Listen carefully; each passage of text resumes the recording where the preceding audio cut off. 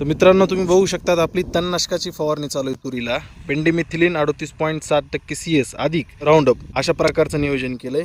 4.5 फुटाचे बेड काढून आपण कालच तुरीची लागवड केली. आणि असं 2-2 पानावर तण आले. हरभरा मागच्या वर्षीचा उगून आलेला दिसत असेल तुम्हाला. कुठं कुठं अजून काही तण येतं बघा. हे गवत दिसतंय असं तण आहे. काही इकडे केना वगैरे असं तण आहे. हे बरंचसं तण उगून आलेलं आहे.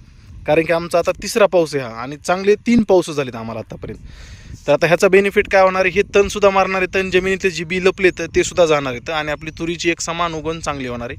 असं सुंदर नियोजन ह्या वर्षी होणार आहे. तिकडे खाली सुद्धा आपली तुरीची लागवड चालू आहे. मागच्या वर्षी तिथं गहू होता आपला. गव्हाचा काढा वगैरे आपण काय जळत नाही, तुम्ही बघत असताल असं नियोजन. हे बघा आपली तणनाशकाची फवारणी चालू आहे पाठीमागं. एक समान फवारणी चालू आहे. अशी सुंदर नियोजन केले बघा बेडचं. तुम्ही बघत असा हा पूर्ण प्लॉट आता तुरीचा लागवड. मित्रांनो, काल आपण तुरीची लागवड केली ह्या पूर्ण प्लॉटवर. तर आज आपण तणनाशकाची फवारणी करणार आहेत. फक्त जेमतेम 24 तासच झाले तर लागवड केल्यापासून. तर आता आपण काय काय वापरणार आहे, तर 2 औषध करणार कॉम्बिनेशन. याच्यामुळे काय होईल, हे असं जे बारीक तण आलेले आहे हे सुद्धा जळून जाणार आहे आणि जमिनीमध्ये जे काही जेवढं पण बी आहे तणाचं ते सुद्धा मारणार आहे. अशा प्रकारचं जबरदस्त हाय पॉवर कॉम्बिनेशन आहे. याच्यामुळे कसल्याच प्रकारचं तण पुढच्या 1 महिनाभर येणार नाही आणि कमी खर्चातलं नियोजन आहे. तुम्ही सुद्धा करू शकता. तुमच्या तुरीलाही काही शॉक बसणार नाही. आंतरपीक कोणतंही असू द्या त्याला सुद्धा काही होणार नाही. तर हेच नियोजन तुम्हाला करायचं आहे. कमी खर्चातलं नियोजन आहे आणि तणाचं नियंत्रण सुद्धा चांगलं होतं. तर व्हिडिओ नक्की शेवटपर्यंत पहा आणि सर्वात आधी आपल्या चॅनलला सबस्क्राईब करायला विसरू नका. आधी सबस्क्राईब करून घ्या, तरच तुम्हाला माझे व्हिडिओ पाहायला भेटतील. नमस्कार मित्रांनो, मी ऋषी मोठे पाटील आणि तुम्ही पाहतात ॲग्री सरकार. तर बघा आज आपण काय काय नियोजन करणार आहे, तर तणनाशकाची फवारणी आपण तुरीला घ्यायला होतं. कालच लागवड केली तर आज लगेच फवारणी करणार आहे. पाणी घ्यायचं स्वच्छ. चार्जिंगचा पंप वापरा किंवा पेट्रोलचा ओव्हरचा वापरा, कुठलाही वापरा, काही अडचण नाही. 15 लिटरचा वापरा किंवा 20 लिटरचा वापरा. प्रमाण तुम्हाला सांगतो त्याप्रमाणे नियोजन करायचे. तो पण टाका इकडं. तर बघा पहिलं आपल्याला काय करायचं, एक बीजनाशक किंवा तणनाशक म्हणा, याला कुठलंही औषध नाव सांगा.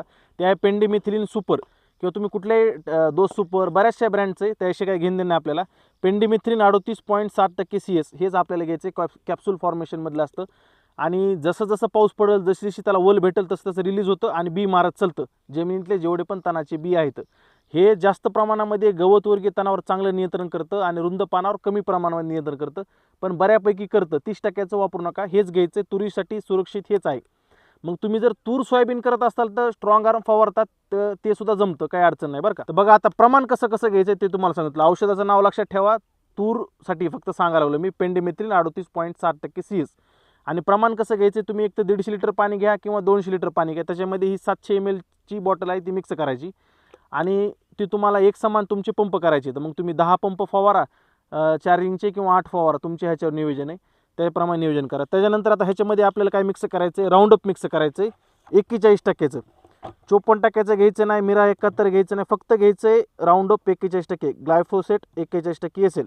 हे किती घ्यायचं आहे, प्रति पंपाला 100 ml, म्हणजे 20 लिटर पंपाला 100 ml असं प्रमाण आपल्याला ठेवायचं आहे. आधी घ्यायचं पेंडिमिथिलिन टाकून. आता पिवळ्या कलरचं औषध असतं, जमिनीवर चांगला थर करतं, त्यामुळे एक समान, आणि पाणी मात्र कमी वापरू नका. पाणी कमी वापरलं की रिझल्ट येत नाही. आता हे असं औषध घेतलं आपण.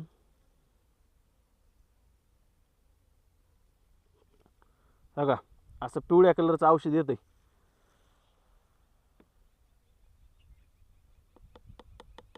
हे औषध टाकून घ्यायचं. त्याच्यानंतर तुम्हाला पुन्हा ह्याच्यात राऊंडअप मिक्स करायचं. त्या पेंडिमिथिलिनच्या टोपणामध्ये मिक्स केलं तरी काय जमतं, काय अडचण नाही बरं का तशी. पण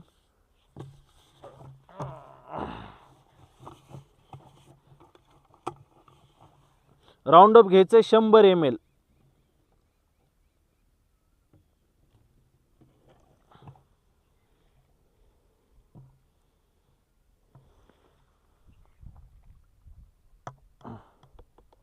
बघा हे असं दोन्ही मिक्स करून तुम्हाला फवारणी लगेच पाठीमागं. तूर लागवड केल्या केल्या सुद्धा तुम्ही फवारू शकतात किंवा त्याच्यानंतर तुम्ही 2 दिवसांनी फवारू शकतात, 3 दिवसांनी फवारू शकतात. शक्यतो 72 तासाच्या आतमध्ये फवारणी करा. आणि जर असं उगून आलेलं तण नसेल तर राऊंडअप नाही मिक्स केलं तरी सुद्धा जमतं. काही जण म्हणतात पॅराकॉट मिक्स करायचं का. मित्रांनो, पॅराकॉट जरा हानिकारक आहे. तुमचा जीव सुद्धा जाऊ शकतो किंवा कॅन्सर वगैरे होऊ शकतो जर तुमच्याकडून फवारणी जर चूक जर झाली तर. राऊंडअपच फवारा, दुसरं काही फवारू नका. अशा प्रकारे नियोजन करा. एक समान फवारणी घ्यायची. एका एकरमध्ये होईल तेवढं जास्त पंप करा, कमी पंप करू नका. समान जेवढी फवारणी करताल तेवढा एक थर चांगला तयार होतो पिवळ्या कलरचा.